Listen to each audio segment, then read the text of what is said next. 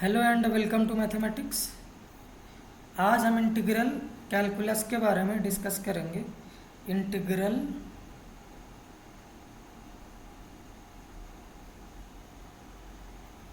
Calculus. Integral calculus में जो आपका फर्स्ट पार्ट है वो है indefinite integration. Indefinite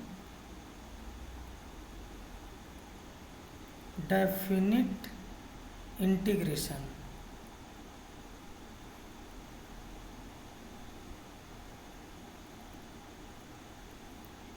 second part है आपका डेफिनिट इंटीग्रेशन।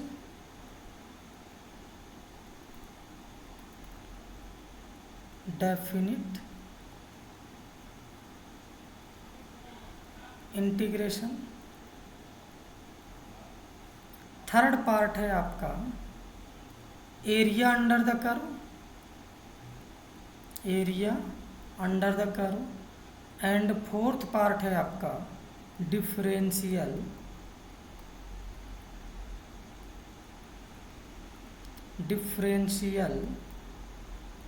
इक्वेशन। आज हम फर्स्ट पार्ट डिस्कस करने वाले हैं, that is indefinite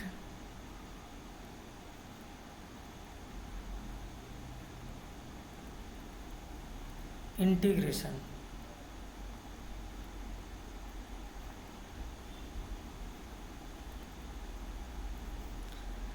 first important things, what is integration?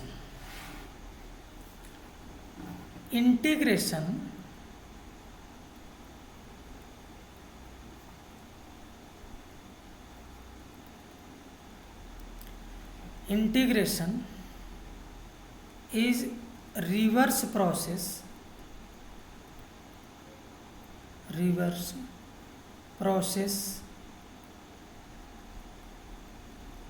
of differentiation.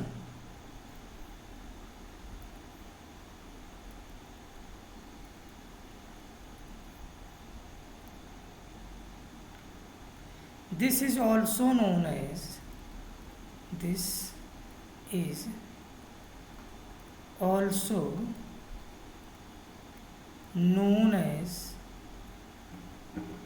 this is also known as antiderivative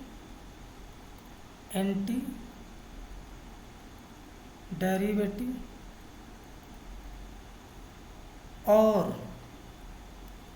primitive.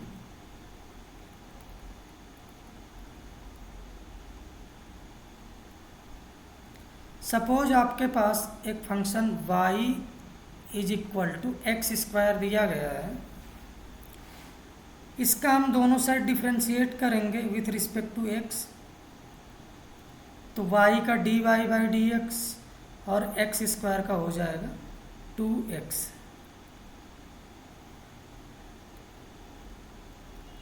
dy is equal to हो जाएगा आपका 2x dx। अगर हम दोनों साइड एंटी डेरिवेटिव लें, मीन्स इसका इंटीग्रेशन करें, तो dy का y हो जाएगा, क्योंकि ये डेरिवेटिव और ये एंटी डेरिवेटिव एक दूसरे को कैंसिल कर देंगे।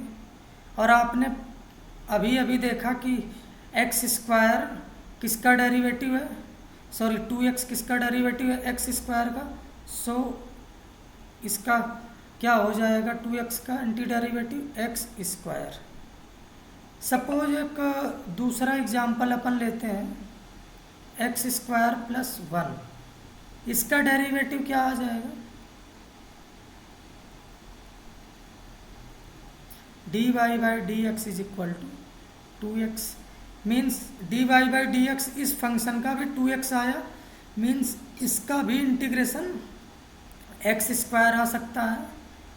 एक्स स्क्वायर और एक्स स्क्वायर प्लस 1 बोलेंगे अपन। अगर इसी तरह से एक फंक्शन और ले लें जो कि क्या है, एक्स स्क्वायर सपोज 10 है, तो इस फंक्शन का भी एंटी डेरिवेटिव आपका 2x आने वाला है, इस फंक्शन का भी एंटी डेरिवेटिव 2x आने वाला है। और अभी आप समझ गए होंगे कि अब इस फंक्शन को इंटीग्रेट करेंगे तो x²/10 आएगा। तो मीन्स अगर इसका आप इंटीग्रेशन करें, suppose dy is equal to 2x dx, anti derivative of dy anti derivative of 2x dx। आपने अभी देखा है कि ये तो y आ जाएगा और एक इसका डेरिवेटिव है x² + 1 का। यहाँ पर आपका dy is equal to dy is equal to 2x dx हो जाएगा और दोनों साइड इसका एंटी डेरिवेटिव करेंगे तो x² + 10 आ जाएगा। अगर आप कुछ नोटिस कर रहे हैं तो क्या समझ आ रहा है आपको? ये और ये दोनों सेम ही है, इनका एंटी डेरिवेटिव x² + 1 और ये x² + 10 ये निकल के आ रहा है। हुआ क्या है कि डेरिवेटिव ऑफ कांस्टेंट फंक्शन 0 हो जाता है। अगर डेरिवेटिव ऑफ कांस्टेंट फंक्शन 0 हो जाएगा तो एंटी डेरिवेटिव में तो कांस्टेंट ये आना चाहिए। हमें ये किसका डेरिवेटिव है ये ऑलरेडी पता है, इसलिए हमने इसको ऐसा लिख दिया। अगर हमें नहीं पता होगा, हमें सिर्फ ऐसा दिया जाएगा कि 2x dx का डेरिवेटिव, तो हमें ये नहीं पता है कि ये x² + 1 का है या x² + 2 का है या x² + 10 का। हमें तो ये पता ही नहीं कि इसके साथ क्या कांस्टेंट ऐड था, ये एक प्रॉब्लम आया। बट आप ये ऑब्जर्व कर रहे हैं तो सभी में जो वेरिएबल है, मीन्स जिसका फंक्शन बना हुआ है, जो एंटी डेरिवेटिव एक्चुअली में वो सबका क्या सेम है, सिर्फ कांस्टेंट चेंज हो रहा है। तो हम जनरल वे में देखेंगे तो क्या करेंगे कि इसको x² + c बोलेंगे। क्या बोलेंगे? x² + c। मीन्स अगर आपसे कोई पूछेगा anti derivative of 2x dx, तो आपको 2x का तो पता है कि x² होता है, बस इसमें आपको एक c ऐड कर देना है। क्यों ऐड कर देना है? ऑलरेडी हमने डिस्कस किया। अब आप अगर ध्यान से देखें तो यहाँ पर c की वैल्यू 1 है, इस केस में 10 है और इस वाले केस में 0 है। इसका मतलब c का वैल्यू क्या है? फिक्स नहीं है। मीन्स c का वैल्यू नॉट डेफिनिट है।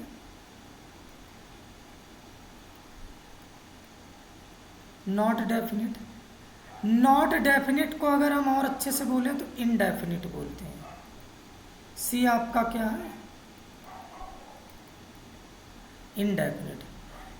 इसी की वजह से due to c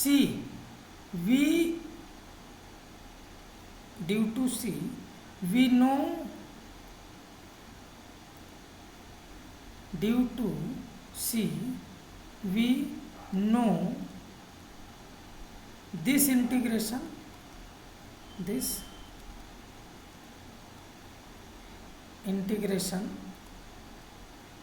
is indefinite integration।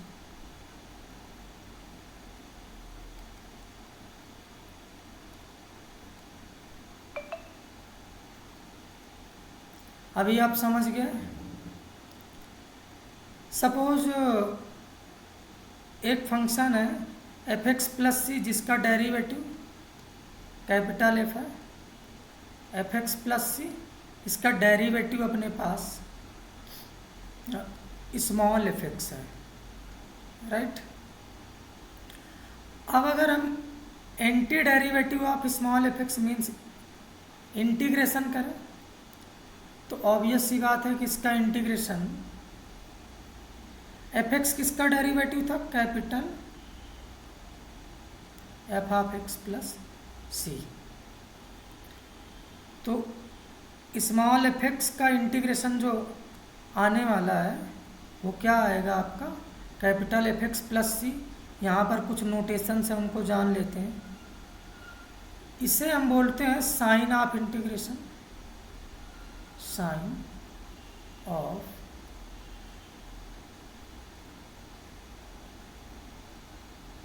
Integration. यहाँ पे जो स्मॉल एफ एक्स है इसे बोलते हैं हम इंटीग्रेंड, इंटीग्रेंड। यहाँ पर जो कैप एक्स है इसे हम बोलते हैं variable of integration, variable of integration.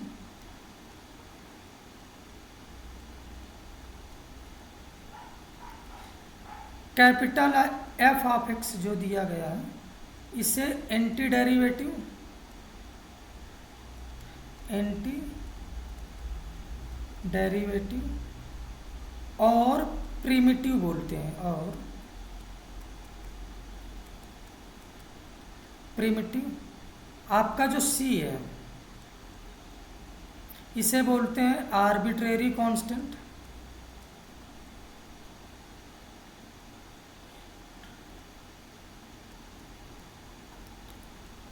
और constant of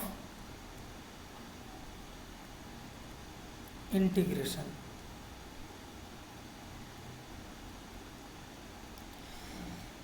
arbitrary constant means ऐसा कांस्टेंट जिसका वैल्यू चेंज होता है। जैसा कि आपने इसके पीछे देखा हुआ है कि सी का ही वैल्यू है ये 1, 2, 10, 0, ये सब किसका वैल्यू है, सी। तो ऐसा कांस्टेंट जिसका वैल्यू चेंज होता है उसे हम आर्बिट्रेरी कांस्टेंट बोलते हैं, राइट। सपोज कोई फंक्शन है 3x² dx, ये किसका इंटीग्रेशन है। तो अभी अभी मैंने बताया है कि इंटीग्रेशन होता है रिवर्स प्रोसेस ऑफ डिफरेंशिएशन। यहाँ पर आपको रिवर्स सोचना पड़ेगा, मीन्स ये किस फंक्शन का डेरिवेटिव रहा होगा। तो आपको समझ आ रहा होगा कि ये किस फंक्शन का रहा होगा, x³ आप इसका डेरिवेटिव करके देखें 3x² है, और मैंने बोला था कि इसके साथ हम c ऐड कर देते हैं। जैसे आपसे किसी ने पूछ लिया cos x dx, तो आपको क्या सोचना है कि cos x किस फंक्शन का डेरिवेटिव है। तो आपको समझ आएगा कि sin x प्लस सी, साइन एक्स का कॉस एक्स क्या होता है, डेरिवेटिव। तो कॉस एक्स का इंटीग्रेशन क्या आ जाएगा, साइन एक्स। ऐसे ही आपके पास बहुत सारे फार्मूले आते हैं, राइट। अब हम बेसिक प्रॉपर्टीज़ पढ़ लेते हैं, basic properties.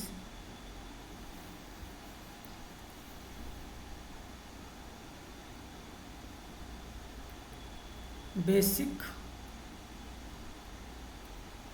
Properties of integration. जो पहली बेसिक प्रॉपर्टी है वो है कि सपोज f प्लस या माइनस एक फंक्शन g है, इसका इंटीग्रेशन कर रहे हैं हम x के रिस्पेक्ट में। तो इंटीग्रेशन क्या होगा, डिस्ट्रीब्यूट हो जाएगा, means integration of f dx हो जाएगा। बीच में प्लस है तो प्लस, माइनस है तो minus, integration of g dx हो जाएगा, राइट। सेकंड, सपोज आपके पास कोई फंक्शन है, उसके साथ एक a कोई कांस्टेंट मल्टीप्लाइड है और इसका आपको इंटीग्रेशन करना है। तो a आ जाएगा आपका बाहर और इंटीग्रेशन ऑफ fx dx हो जाएगा। थर्ड नंबर, सपोज कोई function F X D X है। इसका integration capital F of X plus C होता है।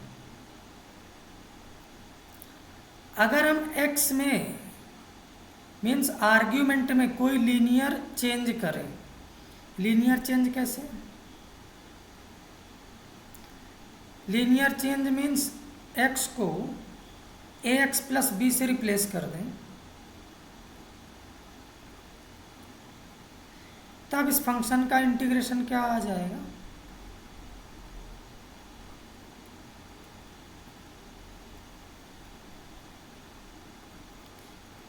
एफ का तो इंटीग्रेशन कैपिटल एफ ही रहने वाला है, बस आर्ग्यूमेंट चेंज होकर ए एक्स प्लस बी आ जाएगा।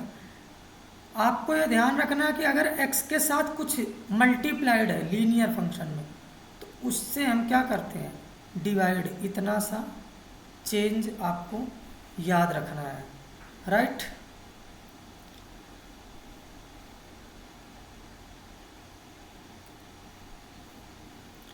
कुछ basic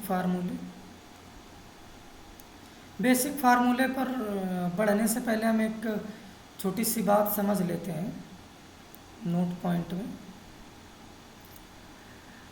integration of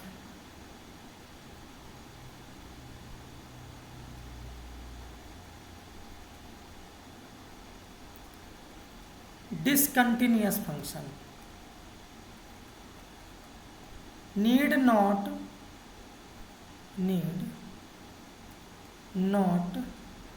to be discontinuous। Suppose आपके पास कोई फंक्शन है x की पावर -1/3 dx, तो इसका इंटीग्रेशन क्या हो जाएगा?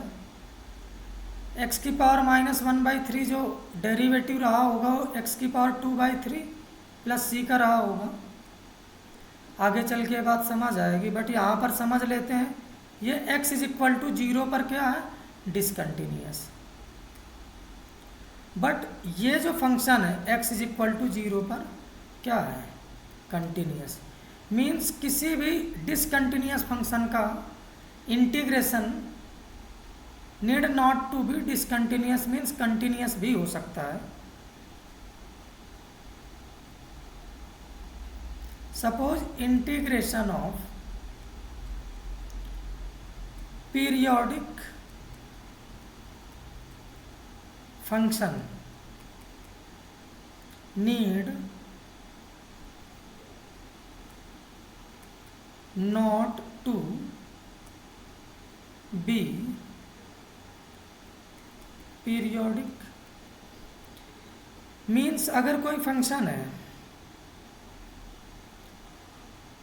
सपोज ये है cos x + 1 dx,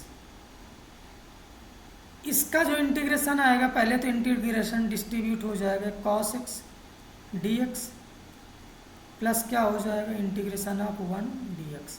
we know that cos x is the derivative of sin x and 1 is the derivative of x, और आपको c ऐड करना होता है, दैट इज इंटीग्रेटिंग कांस्टेंट। अगर आप इस फंक्शन की बात करें, कौन सा? ये फंक्शन, तो ये आप कंप्लीट देख पा रहे होंगे कि पीरियोडिक है, जिसका पीरियड कितना है? 2π। जब इसके एंटी डेरिवेटिव को देख रहे हैं इसको, तो ये क्या है? अपीरियोडिक। सो यही मैंने इस पॉइंट में बताया हुआ है कि पीरियोडिक फंक्शन का जो एंटी डेरिवेटिव होगा ज़रूरी नहीं कि पीरियोडिक हो। ओके, और नेक्स्ट क्लास में हम ज्योमेट्रिकल मीनिंग ऑफ इंटीग्रेशन सीखेंगे, बेसिक फार्मूले एंड कुछ क्वेश्चन सीखेंगे। तब तक के लिए बाय।